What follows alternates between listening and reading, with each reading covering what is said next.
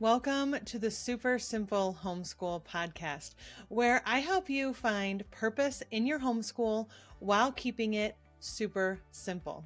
I'm your host, Jenny Hedrick. I'm a homeschool mom to 3, and I'm also a licensed mental health therapist of 20 years. I'm passionate about encouraging and empowering parents to homeschool as a calling, rooting their families in the love of our Lord and Savior, Jesus Christ. For more resources and support, be sure to check out my website at supersimplehomeschool.net. Thanks so much for listening today. For today's episode, I sat down with Lori Beth Auldridge. Lori Beth is the creator and host of the Elevating Motherhood podcast and blog. She's going to share with us today about how she overcomes doubt and fear in her homeschool through what she calls her soft system. I'm so excited for you to learn about it with me. All right. Hi, Lori Beth. Thank you so much for being here with me today. I'm so happy to have you on the podcast. Aloha, Jenny. Thanks for having me. I really appreciate it. Yeah, so I am really terrible at intros. So I would love it if you could just tell my listeners a little bit about who you are and tell us about your podcast and what you do and just kick us off that way. Sure, I'd love to. Well, first of all, Happy New Year. It's an exciting new energy. It is. And you are episode 1 of 2025 for my listeners. So Woo, thanks for kicking us off. Yes. Yeah, 2025. Is this our year? I guess we'll find out. Well, I am Lori Beth Auldridge. I am talking with you from our new home in North Idaho. We lived on Maui. My husband, Chris, and our 4 children and I lived on Maui for almost 20 years.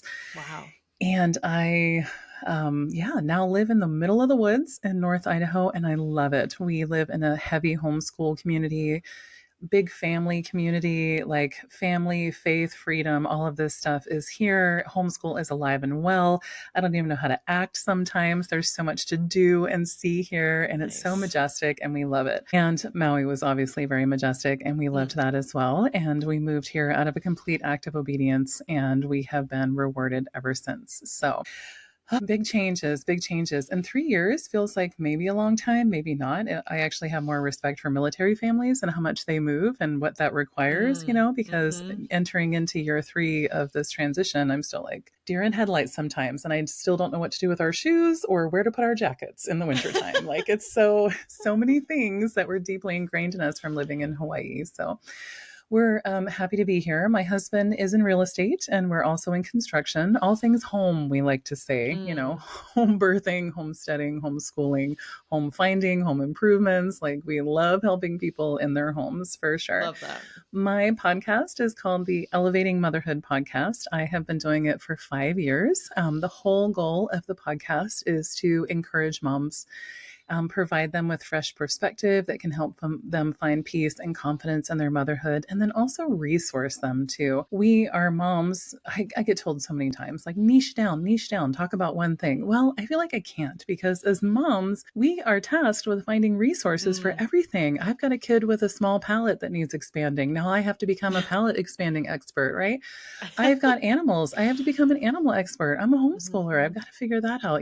We have so many roles, so many hats, and we need so many different resources. So why not find them together? So that's the whole point of the Elevating Motherhood podcast. And I did take a little bit of a break in the transition. It was kind of a wild transition for us, but 2025 is the year that we are absolutely back in action with a podcast a week. And I am super stoked about that. And was so stoked to have you on the show as well. Yeah, it was really fun to be on your podcast, and I love your podcast. I love encouraging moms also. So I think we have a kindred spirit here, and I'm so grateful for you to be joining me as a guest now on the Super Simple Homeschool podcast. So I'm thrilled. Thank you. Good. So tell us a little bit about your homeschool journey. How many kids do you have? How long have you been homeschooling? How did you decide to homeschool? Just going to kind of give you the floor there. You can go with that. Totally. I love this question because my answer is sometimes unbelievable even to myself. Here's some homeschool math for you. I have been homeschooling for 18 years. I have 4 children. My oldest is 11 years old. How does that work? So I used to work as a personal assistant to an international rock star for almost 10 years. I was Mm, the personal assistant to Mike Kruger and his wife Angela. He's the bass player for Nickelback, the Canadian okay. rock band. And so Yeah. I would go on a rock tour sometimes part time. We lived on Maui part time and it was on a rock tour the other part of the time. Wow. And the kids' education had to be considered. So the children went to a Waldorf school on Maui, but then in order for them to continue with their education on the road, somebody had to do that. Talked about bringing a tutor on the tour bus, all of that. And if I'm being completely blunt, as a personal assistant, I did not want to manage another personality. Not that I manage personalities, but I just didn't want the tutor vibe on the bus. And I didn't want someone taking away the fun adventures that I had with the kids because as the assistant, I was the default. And I'd be like, come on, let's go Mm, do this. Go on a pirate ship off the coast of Florida and have a dance party. Yes, I want to be the person to do that. Right. So nice. I literally said, give it, I got it. I will figure out how to educate these children on the road. And so I started road schooling before I even knew what that was. Oh, wow. So I asked the teachers at the Waldorf school, who are good friends of mine, hey, so I'm going to be teaching these kids. So I was wondering if you could just give me some, I don't know what I need, assignments or anything like that. They said, just go and have a great time. And I was like, yeah, see, we're going to be gone for 6 weeks. So I need something from you. And they're like, just have fun, just go live life, just be with them. And I'm like, no, you are putting my job on the line. I need curriculum. I need something. And they're like, well, I guess if you have to look at something, I guess you could look at Oak Meadow. I think they're a Waldorf curriculum. So I bought the Oak Meadow curriculum and just started teaching from that. And I would check in with the teachers every once in a while and be like, what are you guys studying? And then like frantically try to look it up in these different curricula. And it was crazy because I was thinking this had to be like 4 hours a day, and it had to be very structured and all of these things. But then we would show up in a different city every single day. And it's like, this is our only chance to be in Detroit. We should go see this. This is our only chance to be in New York City. I am not sitting down and doing math worksheets with you. Like, this is ridiculous. And we had the Waldorf teachers' full permission to do that, which was amazing. But I still felt pressure as a homeschooler, if you will, not the parent, to go above and beyond and make sure I was doing that well. I really wanted to be of service to that family. That's what personal assisting is really all about, is just being of service the best you can, and supporting their lifestyle. Well, the lifestyle was on the road. So that is how I came into homeschooling to begin with. And it was on the European leg of their biggest tour that I decided that I was going to start homeschooling my own kids. I didn't Wow. have kids yet. I didn't even have a fiance yet. So I But you was, knew. I knew in my heart of hearts. So, by the grace of God, the seventh grade class was studying ancient Rome. And I had the live education Waldorf curriculum that teacher was using on Rome. And I brought it with me to Rome. And I was staying in Mm, this 5-star hotel in Rome, right? And I'm flipping through this curriculum trying to figure out what to teach them. And it became so blaringly obvious to me. There is nothing in this book that I could teach him or show him that he is not learning just by being in Rome and going on all these private tours. I mean, wow. yes, granted, we're not all, we don't all have rock star treatment. And yet, I made that connection anyway. So we were standing on the stage of the Colosseum in Rome, and I just went, that's it. When I get married and have my own kids, I'm going to homeschool. This is what real education is all about. There is Mm. nothing I could read about the Colosseum that is more powerful than standing here in this moment. So I went back to Maui and I told my then boyfriend, now husband, that when we got married and had children, we were going to homeschool. And he said, that sounds great. He asked me to marry him 6 weeks later on 12/12/12. We got married 4 months later, Nice. however many months after that. We had our first daughter and we have been basically homeschooling ever since. So that is my 18-year journey. And the moment that I realized, it was looking at the curriculum in the space I was in and realizing the book was just so one-sided. It was so flat Mm, compared hmm. to eating the pasta and listening to the language and the music and putting your hands in these fountains and stepping on these stones, in the forums and going into the catacombs. And you're just, I mean, wow, is all I have to say. Homeschool for the win. Nice. Oh, wow. That's an amazing story. I did not know that about you. That's awesome. I love that. I love that. So you decided to homeschool way before kids. Yeah. And I'm guessing that even so, when you started homeschooling your own kids, that you started dealing with some of the very common fears, doubts, worries, all of that with your own children? I'm Because you nodding like dealt with crazy. it. Yes. Yes, yes. Because you dealt with it with the other kids who were not your kids. So I'm guessing it was even more profound once you had your own. Totally. Especially when I decided to approach it using more of a Waldorf education philosophy. So, Mm, on some level, that was easier because it is so quote unquote alternative. sure. They don't really start teaching reading until the third grade. I mean, Mm, there's a lot of prep work up to that, but there's not the pressure or anything. And then I watched multiple classes go from like zero to Harry Potter overnight once their brains were oh, developed and they sure. had all the physical, emotional, and mental capacity to learn how to read. They were hungry to read in the best possible way. And so they did, and they read well. And so I was like, well, we start off with preschool and all of that. And I was like, I don't feel the need to do flashcards. And everyone was buying me flashcards. Family members are like, here's some flashcards, here's some preschool workbooks, here's this, here's that. And I'm like, this is just so flat. No, thank you. And so we just kind of lived our life, and it was a little bit whimsical and all the things. And so, because of the Waldorf philosophies, I didn't put a lot of pressure on myself until kindergarten hit. And then it's like, okay, we need to sit down and do these activities. And then I was worried that we were falling behind because I wasn't completing all of the different curriculum suggestions, I call them lesson plans, basically, those Mm-hmm. suggestions at the pace that they were recommending you do it at. And I was like, I, however, was able, because of my education background and my degrees, which you don't need to teach, but I Mm-hmm. will acknowledge that I do have that background coming into curriculum. So I could look at it and pick and choose and say, what is this lesson actually trying to teach? And is there a different way to teach it? And so I started allowing myself to do that. But then I was afraid. I was still working at the time. When I had kids, I had two Mm. kids. I didn't go on tour at that point, but I did have two kids, and I started to worry that I wasn't doing enough, that I was trying to put too much energy into work, not enough into them. I'm reading them books every day. Am I reading them enough books? Are they falling behind? Should I be training them like monkeys to read at 4? Should I be Mm-hmm. doing this because I see other friends doing this? And then the comparison starts. And I think that started probably about 4. There's a little bit of it in the baby years, but right about 4, when everyone was taking preschool really seriously, I suddenly felt like I wasn't taking it seriously Sure. enough. Yeah. Yeah, I think that does happen. You even when you go in with a mindset of like, it's okay, we're going to be different and that's fine. I mean, I still have this, and it's all of a sudden you look around, you're like, whoa, like look at what they're doing. We have not even done anything close to that. Mm-hmm. And then you think, man, are we missing something? You know? Then that fear and doubt starts to creep in for sure. Mm-hmm.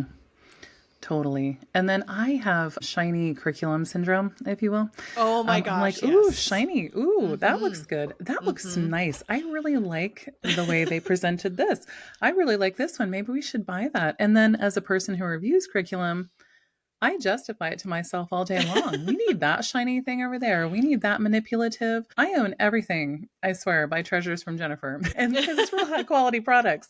And also, I was real influenced to buy all of these different things. So then I felt like we had to have a lot of stuff in our homeschool. And I'll tell you, going into 2025 here and having a new dollhouse that my husband made for the girls, that's now their fun thing that they're playing with. It's time to put away some of the other toys, some of the other manipulatives, instead of having them out all the time, because now it's just Mm-hmm. kind of garbled and it just feels like we have too much stuff. And yet, after this conversation, I'm probably going to go online and start researching spelling curriculums. One, because we need them, but two, like I really need to make sure that I am not overspending on these things and pumping the brakes and using what it is we have rather than constantly looking for the shiny next new thing that's out there in our homeschool. It's just a thing I have. Is it ADHD? I don't know, but I'm owning the behavior and working on it. Mm-hmm.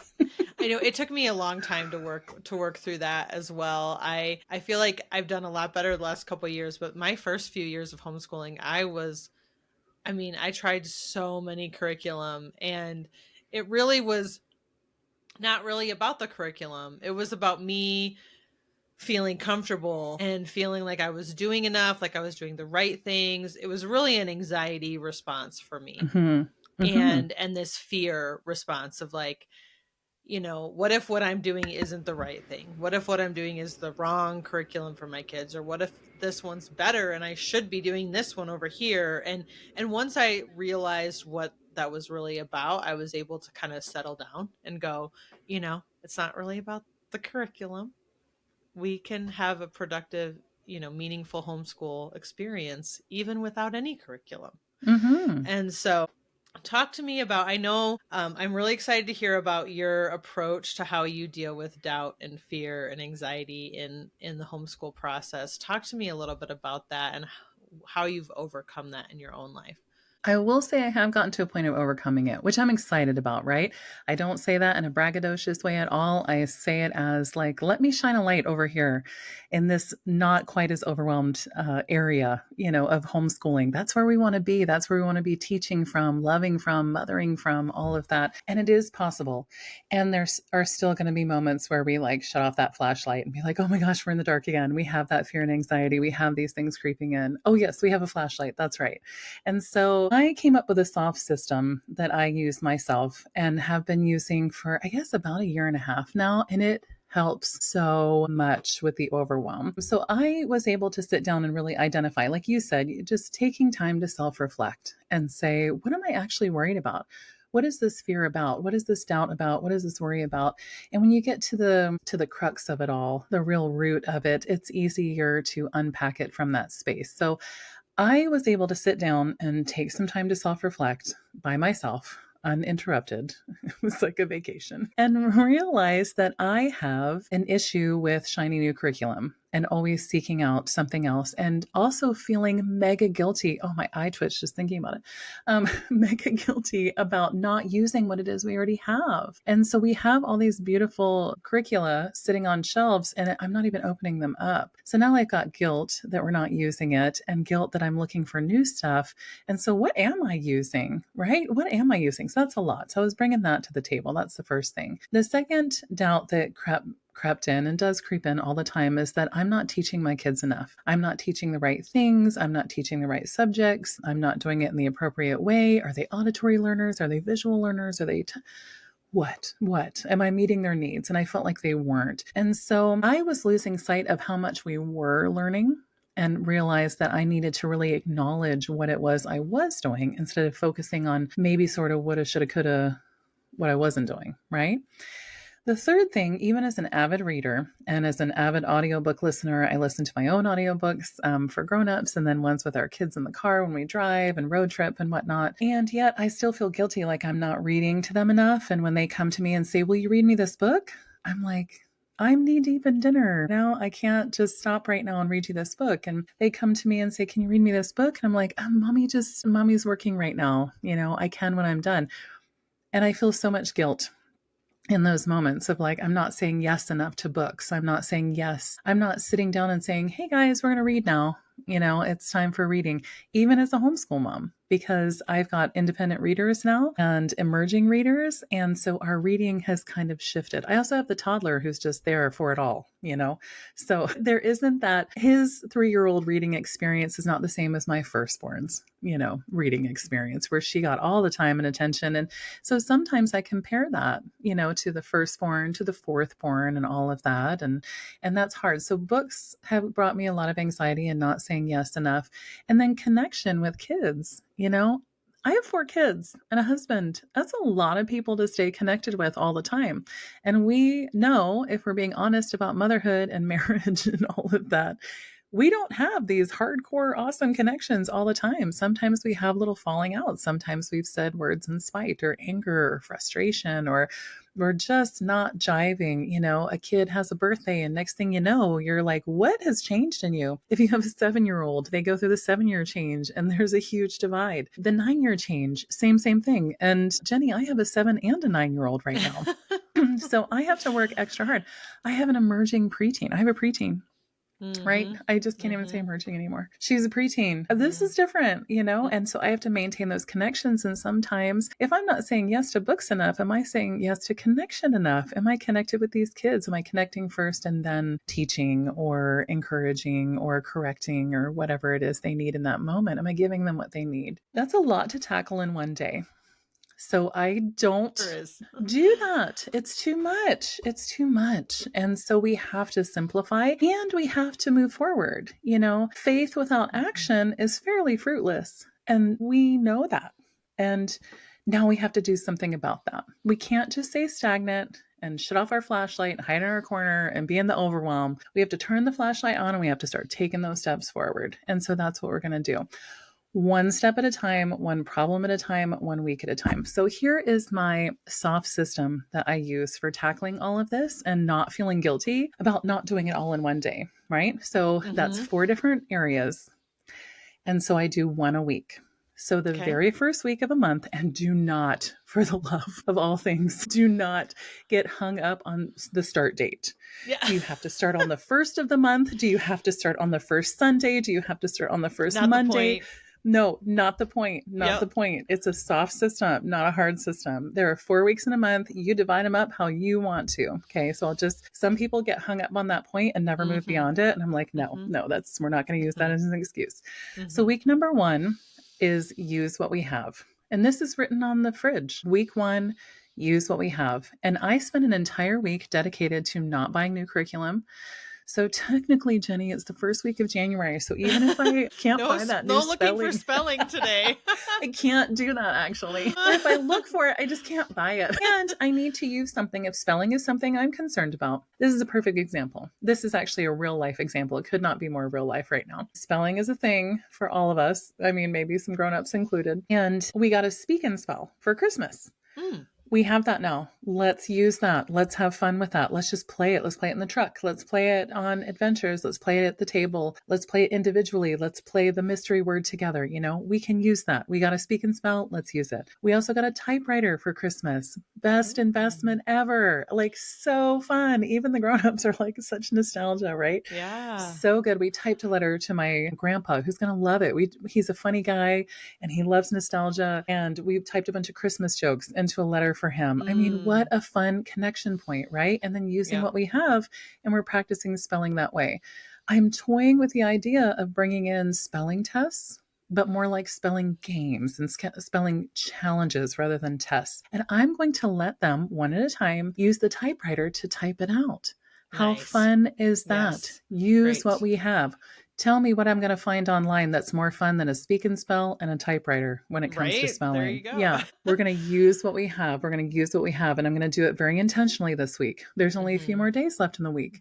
Doesn't matter what day I start as long as I'm tackling it. And then once that's done and week 2 comes, whenever I decide that starts, whenever it works for me, then I put that to the side and I'm not going to keep thinking about spelling or whatever, finding new curriculum for stuff. I'm not going to be tempted by shiny new things. Week 2 is count it all learning. It's kind of like count it all joy. It's my philosophy in life and also in homeschool. When things go awry and things don't seem all that awesome, there's actually so much to be learned in that moment. Count it all joy. It's saying, even the hard times, count it as joy. Joy to me is learning and growing and being very present in life. So joy and learning are interchangeable to me. And I think that they can be as a perspective and a mentality and approach to homeschool. Joy and learning are the same thing. So week 2 is count it all learning. So instead of beating myself up, are we behind? Am I doing enough? Am I teaching the right things? Week 2 is all about writing everything down to an obnoxious level. We read this book. We listened to a chapter of this audiobook. We baked a cake together. We made dinner together. We went on a field trip to Farragut State Park. We went ice skating. We did music lessons. The kids practiced. And all of a sudden, everything starts to add up. Nice. Now, what am I going to do? Argue with my list? You're not teaching anything. What? Here's my list. Yeah. You're not going to argue with yourself. And all you're doing is writing it down and you're counting it all learning. So you're looking at everything your kids do. Is there something that they're learning in this moment? Or is there true stagnation? I mean, the only way you can really make peace with that is to take some time and reflect and say, is this actual learning? Or is this us just literally sitting around and rotting our brains, like watching too much television or something like that? Do an honest evaluation. That's how you're going to find peace with it. So week 2, count it all learning. Week 1, use what we have. Week 2, count it all learning. Week 3, books for them, books for me. It's books all week long. When they ask me during week 3, which starts whenever I want, then I start saying yes more often. Me saying no and me putting it off.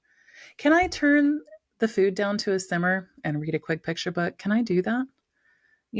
Maybe yes, during week 3. Am I reading enough for me, like self-development wise? Like I want to read a book about the anxious generation. I want to Mm-hmm. read Home Sweet Maison. Am I adding these things to my list, or am I only reading books that I'm supposed to be, quote unquote, supposed to be for homeschool or the podcast, right? Am I actually reading for me? And then this is the week that we do that.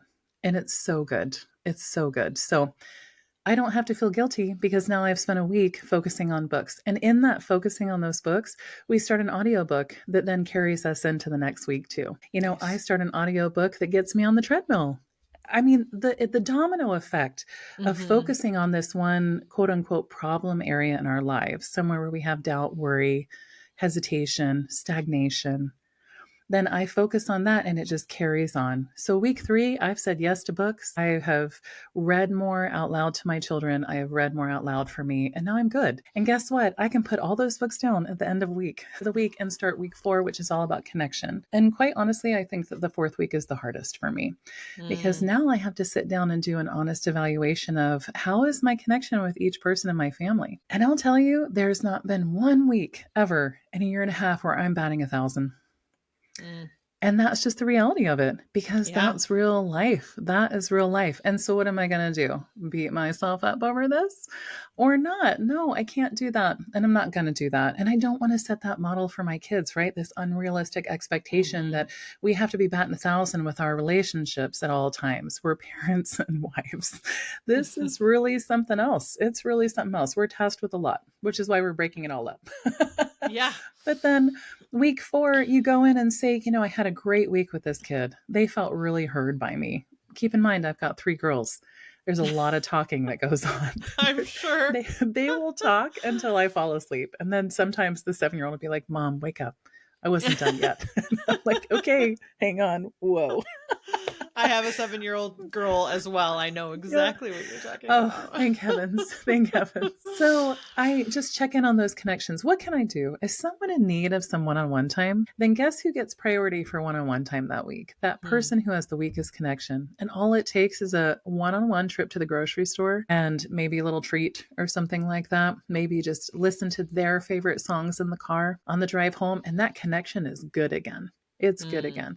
And so usually by the end of week 4, you're getting pretty close to batting 1,000, but you have made big efforts. You have seen what needs attention and you have paid attention to it, not just with words, not just with listening, but with action too. What is each person's love language?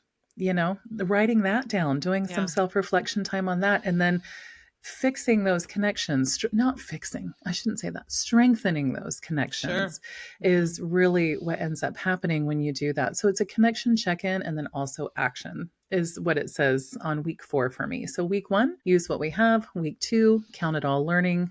Week 3, books, books, books for them and me. And week 4, connection, check in, and action. And when I do that, the guilt and worry and doubt, when it tries to keep in, it's so easy to see that those are lies from the enemy because I'm showing up and doing the work. I'm showing up in Mm. faith. I'm showing up and doing the work, and I'm taking the action steps, answering the call, and I then get to reap the benefits from it. Wow.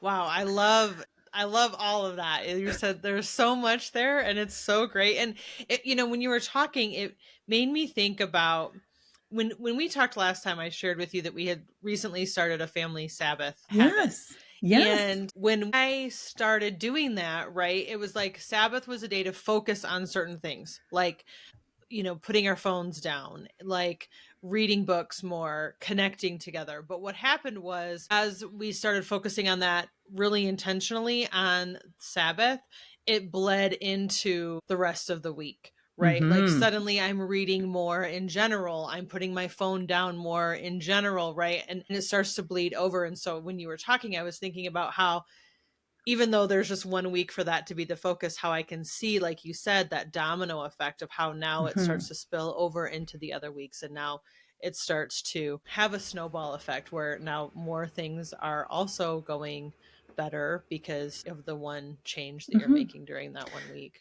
Mm-hmm. It's cumulative too. Not only Yeah. will you see the domino effects bleeding over, it's cumulative. I have bought the least amount of a curriculum I have ever bought this past year. And if Nice. you knew me better, you'd be like, dang girl, good for you. Like that's unheard of. I felt like I was just spending more and more and more each year. Mm. I'm able to analyze almost every situation we're in is like, this is wonderful. This is epic. We just went to go see the bald eagles fishing off of Lake Pend Oreille yesterday as a family. And it was just so much learning that was happening in that moment where I could have just written it off as a cute little fun side adventure. I was able to see everything that they were learning and acknowledge that and hold on to that. Not everything has to be counted, quote unquote, as school, but there's so much beauty in that moment. And in that beauty is learning. The joy and learning are interchangeable. So when you're having those joyful moments, learning is happening too, which is so wonderful. And then we have read so many books. I should probably be counting how many books we're reading. Maybe I'll do that this year. Who knows? It's still week one. I could do It's that. only day 2 of Yeah. 2025. So Yeah. And then yeah. connections, we've felt more connected as a family. And as the Mm-hmm. mom, I've kind of led the way in that. My husband is a very strong leader in our family too. Don't Mm-hmm. get me wrong. But that's Mm-hmm. something that I needed to write my heart about and feel connected with my family and Yeah. putting that first. I mean, it helps. We rebound so much faster. Our repair attempts with each other when things go sour happen so much quicker. And it's because I have actively initiated that connection time at least once a week. Well, then I've worked on it 12 times a year. It's better than Yeah. being frozen, and Yeah. afraid to do anything about it. So working on it 12 times a year or 12 weeks a year is better than none. For So sure. I've made great peace with that. And I do a check-in at least once a week too. Like, how did it really go? How did it Mm. go? How many books did I read? Did I, and be honest with yourself. It's in that honesty that you're going to make the right changes that you need to make for your family and your mindset and your homeschool, all of that. Because if you're like, well, I put in the good effort this week, A plus, no matter what, well, don't give yourself a grade about it. Just Yeah. reflection is more like, how does this feel? How does it feel? Mm. And am I being fair? Am I giving myself an honest analysis? Am I giving myself enough credit? Am I giving myself too much credit? And chances are most moms aren't giving themselves too much credit. Yeah. So, Yeah, for sure. So, question, do mhm. your kids know about these focus that you Yep. focus on these things? They do. It's on the fridge. It's on the Okay. fridge. I have never explained it to them, but I have readers and they can read it, And do they game it?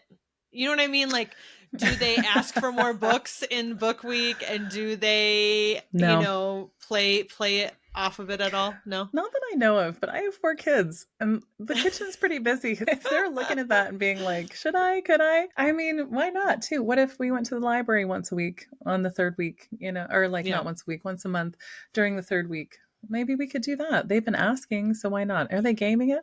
Sometimes I'm too tired to know. Or But care. my instinct says no. My instinct Yeah. says no. Yeah. They're just, reaping the benefits of a more relaxed, more calm, more confident, constantly learning, constantly growing mom. Oh, that's awesome. That's awesome. Mhm. And so, like, walk me through this scenario, because I told you before we got on, I was talking to some brand new homeschool families this week, and still that constant fear of, I'm not doing enough, am I doing the right things, or am I not doing enough? That's like the underlining anxiety, Mhm. especially when you have like a child who's maybe a little bit more challenging. Like, one of my kids doesn't want to ever do school, and we're constantly fighting. And I feel like this system that you've described could Mhm. address all of those things, Mhm. in a certain way. But how do you move past that when in the moment, like, you're fearful, you're worried, I'm not doing enough? How Sure. how do you do that? How do you deal with that Sure. in the moment?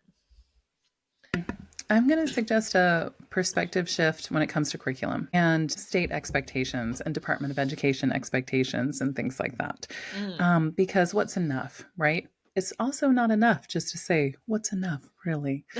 What's on track, really? Yes, it helps start the questioning, and we need to be able to do something with that information. So if that is a worry that you're not doing enough, you could easily write count it all learning and really analyze Mm-hmm. all of that.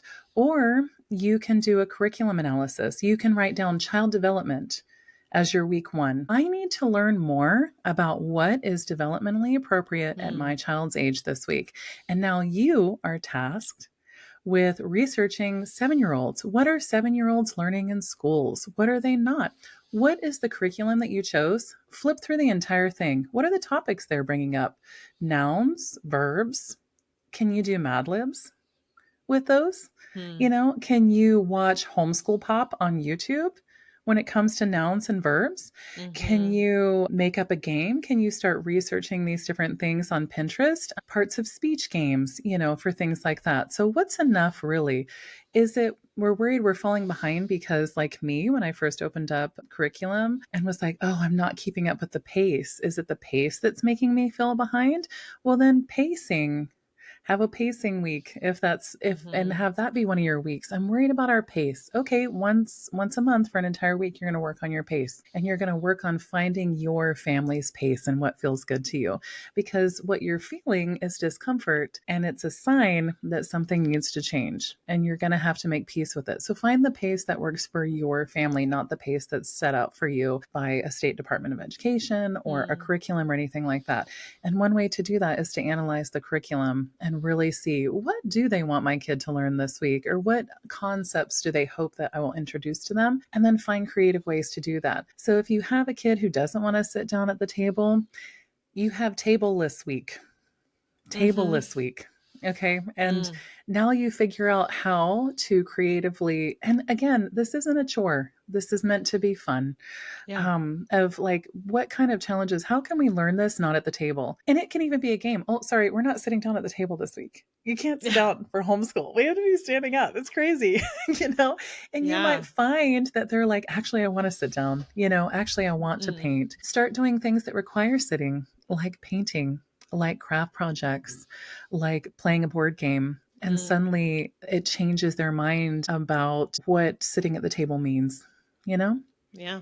So I don't know. Those are just some things that come to mind when you're talking about those, is that we can look at them and be deer in the headlights over them, or we can turn on our flashlight and shine it right back, right? Yeah. And I think that we have to do that and get creative about it. And, I feel for parents because child development is not taught to us unless you Mm-hmm. actively pursue child development in college or beyond, or Mm-hmm. read parenting books on your own. This is not something that we are taught. And there's the opportunity for us to learn this. So I would almost put child development as one of the weeks and Yeah. really gain all these insights. It's going to make your parenting so much easier, and you're going to understand your child so much more too.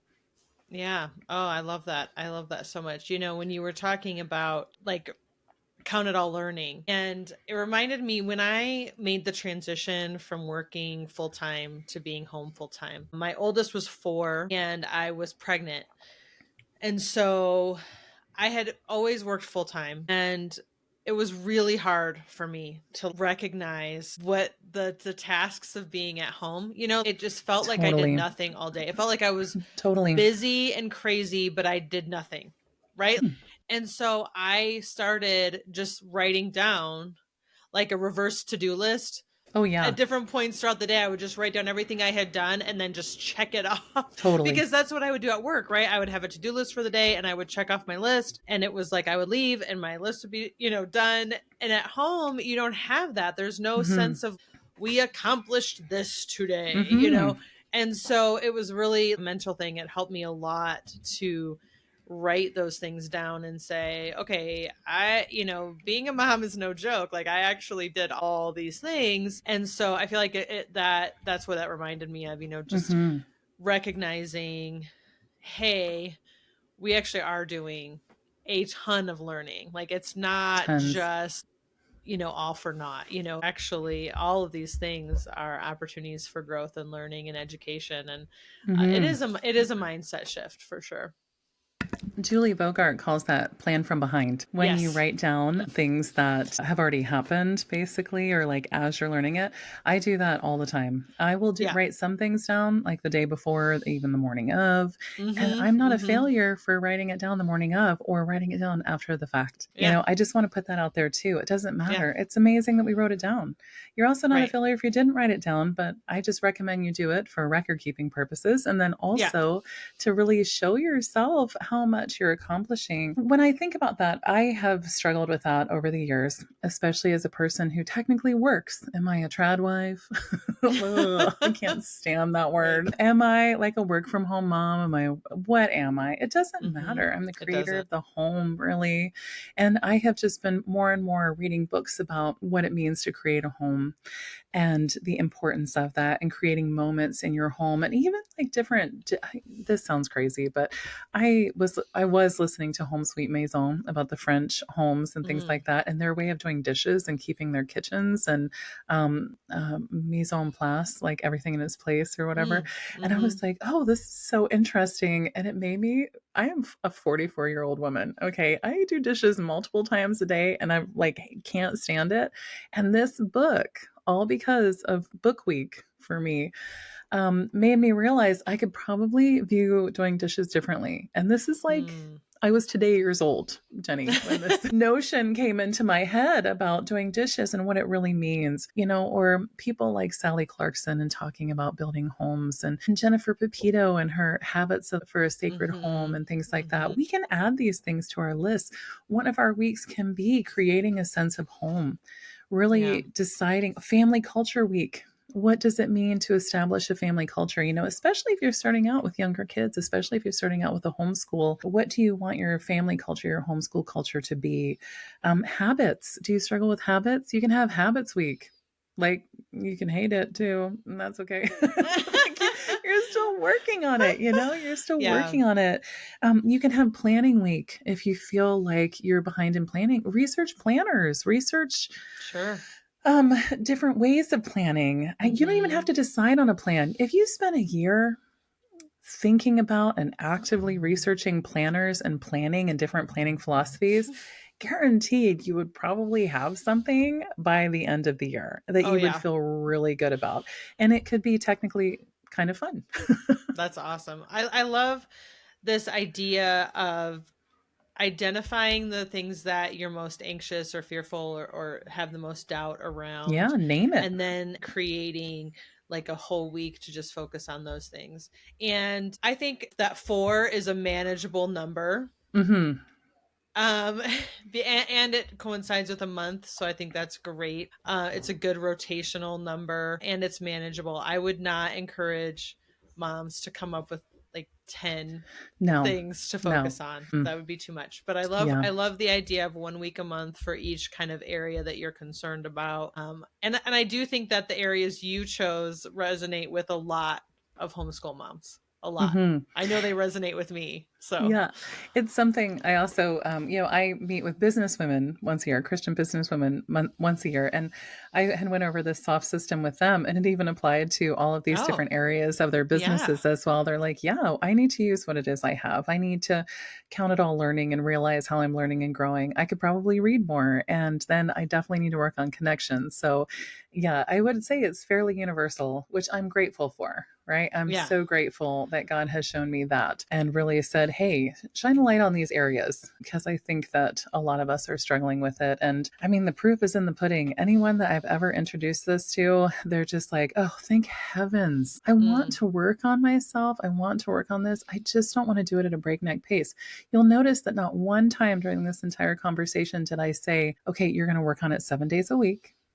And that's the only thing that counts. I didn't say you're going to have a solid answer by the end of that week. I'm just going to say you're going to work on it so that you are Mm. taking those steps forward. That's it. All of the learning, all of the growth is going to happen while you're taking the actions. Yeah. And I have no final answer for you. There is no, test answer that's the right one. It's tailored to you, and that's the beautiful part about it. And we can just give ourselves some breathing space and some time and some grace to just, acknowledge and grow and learn and stretch and like man it's such a good example for our family too, and then you'll start to feel that stress and anxiety and worry be replaced by faith and action, and it's just so good. I love it. Well, thank you so much, man. That I'm gonna try it. I'm gonna try it. This is a great Yay. time to implement something new at the beginning of the Good. year, and everybody just feels like motivated and energized for new transitions and new years. So I'm excited about that. And I so appreciate you sharing that with my listeners today. I hope that reaches a lot of moms who need to hear that and want to try that in their own life as well. Me too. So good, Okay. Jenny. Yes, Oh, thanks so for good. doing We the good are out work. of time, but I am so thankful for you and appreciate you being here with us today. And is there anything else you want to say, or how can my listeners connect with you or connect with what you're doing? Sure. You can find the Elevating Motherhood podcast wherever you like to listen to podcasts. Apple and Spotify are my two favorites for sure. And then the website is elevatingmotherhood.com. And then I'm most active on Instagram. And that Instagram account is at LoriBethAuldridge.com. And I would love it if moms have questions about the SOF system or homeschool or need a resource on their motherhood journey. I am happy to seek those out. So I really Awesome. appreciate Thank you, you so Jenny. much, Thank Lori you. Beth. I appreciate you too. And I will put all of your links in the show notes so that if anybody has questions or wants to chat with you or find you further, they can do that. Thank you again for being with us today. Thanks, Jenny. Thanks for listening to this episode of the Super Simple Homeschool Podcast. Remember, homeschooling isn't easy, but it can be simple. If you enjoyed today's episode, please share it with a friend, follow, or write a review. Those things really help other listeners find our podcast. I'll see you in the next episode.